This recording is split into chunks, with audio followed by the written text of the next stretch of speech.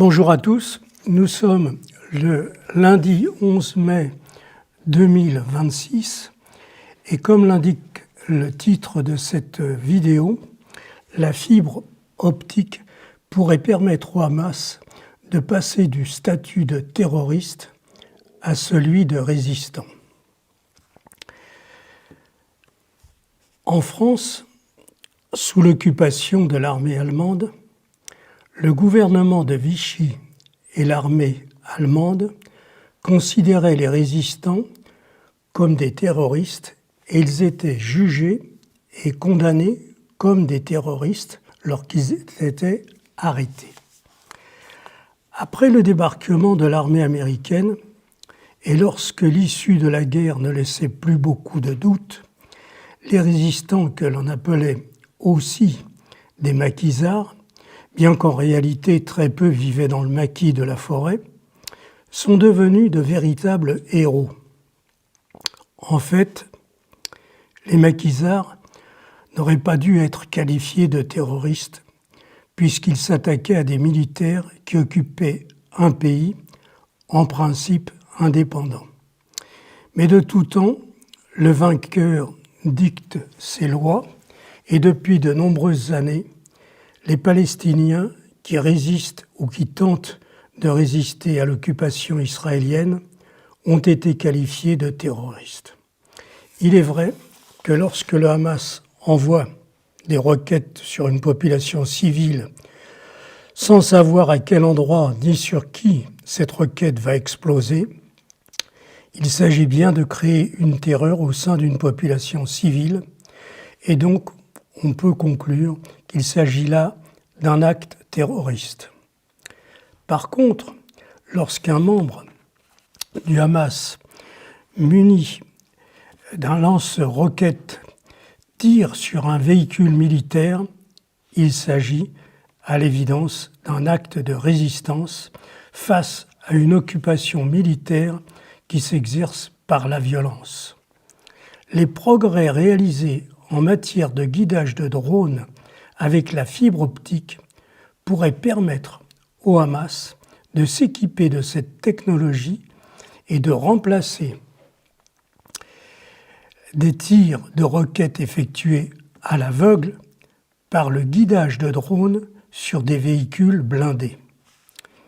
Comment un petit drone entraîné par 4 hélices peut-il porter un fil de plusieurs kilomètres de long et même plusieurs dizaines de kilomètres de long? Alors, on va donner une petite explication technique, car c'est un peu confus pour certaines personnes. Lorsque j'ai conçu mon premier procédé de fabrication industrielle en 1975, j'ai utilisé des fils de polyester haute ténacité. Dans l'industrie textile, l'unité de mesure était à cette époque-là le denier.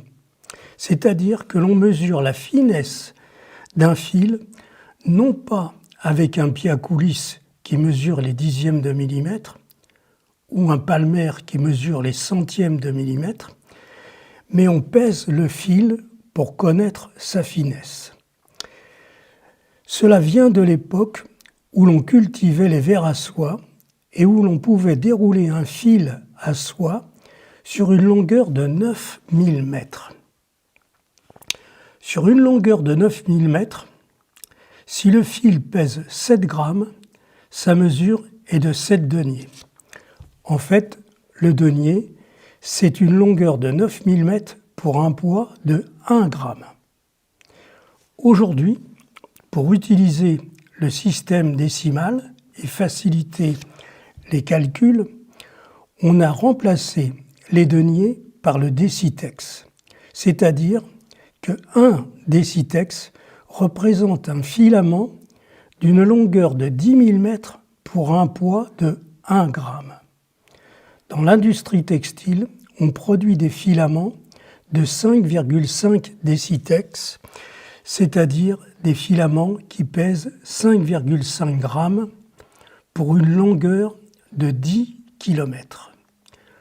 En moulinant une centaine de filaments de 5,5 décitex, on obtient un fil dont le poids est de 550 grammes pour une longueur de 10 km. 10 000 mètres, c'est quelque chose qui est quand même assez impressionnant. On peut obtenir des résistances rupture plus élevées en utilisant d'autres matières, telles que l'aramide, plus connue sous le nom de Kevlar, ou les fils de carbone, etc. Dans la fibre optique, on arrive à produire un fil extrêmement fin et d'une résistance rupture suffisante pour résister à son propre poids sur une longueur de plusieurs dizaines de kilomètres sans qu'il casse. Et surtout, à travers lequel on peut recevoir et transmettre des informations et des images en temps réel. La particularité de ce système est qu'il n'émet aucun signal qui pourrait être détecté.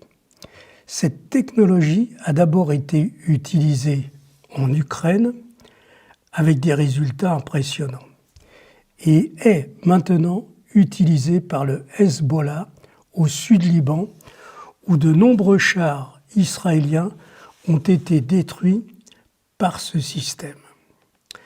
Un petit drone muni de 4 hélices porte une charge explosive sur le dessus du châssis du drone et une caméra est en dessous du châssis.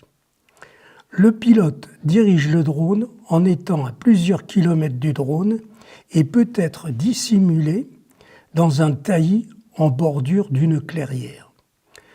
Au fur et à mesure que le drone s'éloigne du pilote, le fil se déroule et envoie les images que la caméra filme. Lorsque le pilote voit un char ou un autre engin militaire, il dirige son drone vers la cible et le drone va percuter le char de plein fouet et la charge explosive contenue dans une sorte d'obus placé au-dessus du drone explose et détruit en partie le char qui, dans la plupart des cas, est mis hors d'état de fonctionner. Il est probable que le Hamas va, dans quelque temps, bénéficier de cette technologie. Et cela pourrait changer le rapport de force dans le petit territoire de Gaza. Et les membres du Hamas pourraient passer du statut de terroriste à celui de résistant, en s'attaquant uniquement à des militaires. En ce qui concerne la guerre que les Israéliens ont déclenchée depuis contre l'Iran, en se basant sur des informations fausses, tout le monde peut maintenant constater que 95% de la population iranienne est derrière le gouvernement iranien. Ce peuple est déterminé à se battre pour conserver sa souveraineté. Dans une guerre, 2 éléments sont très importants. 1. La préparation. 2. La détermination. Les sanctions économiques abusives prises par les États-Unis contre l'Iran depuis 1980 ont entraîné le peuple iranien à se préparer à une guerre contre les États-Unis dirigée en fait par le lobby de la finance, lui-même dirigé par Israël. Pendant 40 années, les Iraniens ont creusé des tunnels dans la montagne. Ils ont aménagé des ateliers de fabrication de missiles à plus de 300 mètres sous la surface de la montagne. Ils ont probablement été formés par les Coréens du Nord qui ont été placés eux-mêmes sous sanctions économiques américaines pendant de nombreuses années. Ce qui a certainement tissé des liens entre la Corée du Nord et l'Iran. Il faut rappeler que la Corée du Nord était, depuis la fin de la Deuxième Guerre mondiale, en relation très étroite avec l'Union soviétique. Lorsque l'Union soviétique est devenue la Russie, les relations entretenues entre les deux pays ont continué. La Corée du Nord a toujours entretenu des relations économiques et militaires avec la Chine. C'est l'armée chinoise qui, en octobre 1950, a, avec l'armée nord-coréenne, repoussé l'armée américaine jusqu'au 38e parallèle. Depuis les années 1950, la Chine et la Corée du Nord ont entretenu des relations privilégiées avec l'Union soviétique, puis avec la Russie. À partir de la révolution islamique en 1979, l'Iran s'est rapproché de l'Union soviétique, puis de la Russie. Ces quatre pays, la Russie, la Chine, la Corée du Nord et l'Iran, ont progressé constamment dans le domaine de la construction de matériel militaire. Entre 1995 et les années 2005, les États-Unis auraient pu attirer la Russie vers le bloc occidental. Ils auraient pu favoriser l'entrée de la Russie dans l'Union européenne, car la Russie fait partie géographiquement de l'Europe. Non, le lobby de la finance voulait le démembrement de la Russie et ont poussé, sans le vouloir, la Russie dans les bras de la Chine.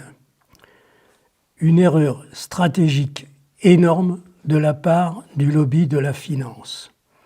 Une situation dont je développerai l'analyse dans une prochaine vidéo et qui sera consacrée à la guerre en Ukraine. Dans l'immédiat, il faut se concentrer sur la guerre entre Israël et l'Iran. Israël a éliminé tous les gouvernements des pays qui gênaient dans son développement. La Libye, l'Irak, la Syrie, etc. Le seul pays qui soutient actuellement les Palestiniens à travers le Hamas et le Hezbollah, c'est l'Iran. Et pour les Israéliens, l'Iran représente une entrave pour le développement du Grand Israël. Et pour le gouvernement de Netanyahou, l'Iran doit être éliminé en remplaçant ses dirigeants pour placer un gouvernement favorable à Israël et aux compagnies pétrolières américaines en détruisant les capacités militaires de l'Iran. Seulement, l'Iran, avec l'aide de la Chine, de la Russie et de la Corée du Nord, est devenu une forteresse imprenable. Les militaires israéliens ont compris que seules les armes nucléaires pourraient faire plier les dirigeants et leur faire accepter l'inacceptable. Les dirigeants israéliens actuels ont l'intention d'utiliser une partie de leurs armes nucléaires pour faire plier les dirigeants iraniens. Mais passer du conventionnel au nucléaire nécessite un énorme prétexte. Il faut justifier vis-à-vis de l'Union publique mondiale une situation qui menace l'existence même d'Israël. Il ne fait aucun doute qu'Israël a l'intention d'utiliser une partie de son arsenal nucléaire contre la très puissante armée iranienne. Mais il leur faut d'abord créer une situation qui leur permettrait de se justifier vis-à-vis de l'opinion publique mondiale.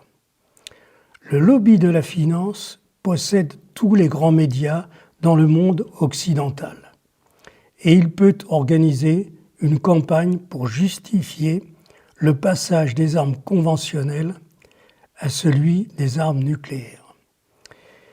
Il est probable que les Israéliens vont d'abord créer une situation de chaos économique et d'étape en étape, les journalistes vont expliquer à la population occidentale que finalement, Israël n'a plus d'autre choix que le nucléaire pour éliminer le danger que représente un pays dirigé par des fanatiques qui entraînent l'économie mondiale vers une catastrophe.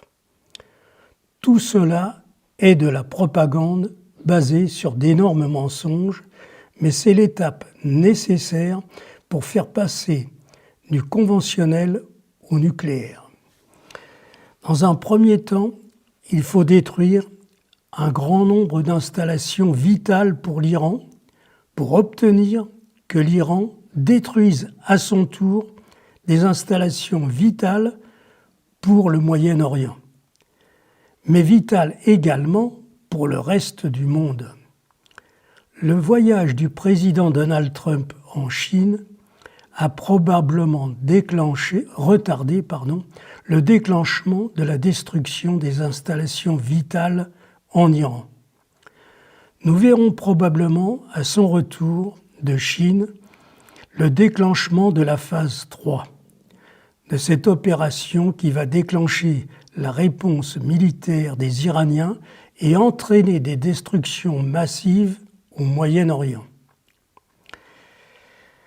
Les matières premières fabriquées par l'industrie pétrolière et chimique au Moyen-Orient sont devenues indispensables dans le monde moderne, dans lequel nous vivons depuis plus de 50 ans.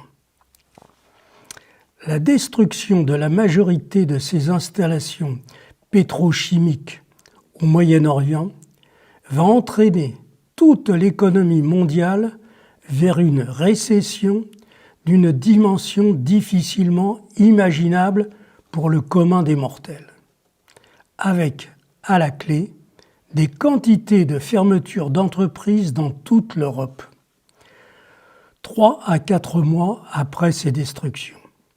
Une situation que l'on imagine mal aujourd'hui, une situation de misère après plusieurs mois de pénurie de matières premières et des pays confrontés à la famine suite au manque d'engrais pour l'agriculture. Très peu de personnes auraient imaginé voir l'aéroport de Dubaï désert depuis des semaines, les restaurants et les hôtels vides dans cette ville complètement orientée vers le super luxe et l'ostentatoire, avec des gratte-ciel dont la hauteur est complètement déraisonnable. Imaginez un missile avec une tonne d'explosifs sur un gratte-ciel de 900 mètres de hauteur et cela devient un tas de gravats dans les secondes qui suivent l'explosion. L'autre problème qui se pose actuellement aux Émirats arabes unis, comment évacuer les 3 millions de travailleurs étrangers qui vivent dans des conditions inhumaines dans la banlieue de Dubaï, alors que la majorité des employeurs ont déjà fui le pays en laissant des millions de passeports dans des coffres dont personne n'a la clé. Nous vivons une période où tout peut basculer dans une dimension jamais connue jusqu'à présent. Le pire n'est pas certain, mais il faut se préparer à l'affronter. Donc, nous allons voir dans quelques jours comment va évoluer la situation après le retour de Chine de Donald Trump et nous ferons une vidéo pour vous tenir informé de faits dont vous n'avez pas connaissance si vous regardez les grands médias français, notamment BFM TV, etc. Enfin, toutes ces chaînes sur lesquelles j'ai pu voir récemment je passais d'une chaîne à l'autre et j'ai écouté quelques minutes le discours de propagande qui était diffusé sur cette chaîne où j'ai eu la possibilité d'entendre un général français, à la retraite bien sûr, qui disait que les Américains jusqu'à présent n'ont pas véritablement attaqué l'Iran car ils n'en feraient qu'une bouchée. Eh bien, quand vous avez des généraux comme ça, on se dit que heureusement qu'ils sont à la retraite, Mais d'un autre côté, on n'a pas beaucoup d'espoir en ce qui concerne leurs successeurs. Non, l'armée américaine est dans l'impasse, elle est incapable, n'a pas les moyens matériels ni humains pour envahir l'Iran et encore moins pour gagner ce territoire d'une façon conventionnelle. Il faudrait que l'armée américaine soit capable de recruter et de préparer 2 millions de soldats. Ce n'est pas le cas de soldats opérationnels sur le terrain. Ce sont les estimations de plusieurs experts militaires comme le colonel Douglas MacGregor ou le colonel Lawrence Wilkerson et d'autres qui estiment que pour envahir l'Iran, il faudrait 2 millions de soldats américains avec l'équipement adéquat.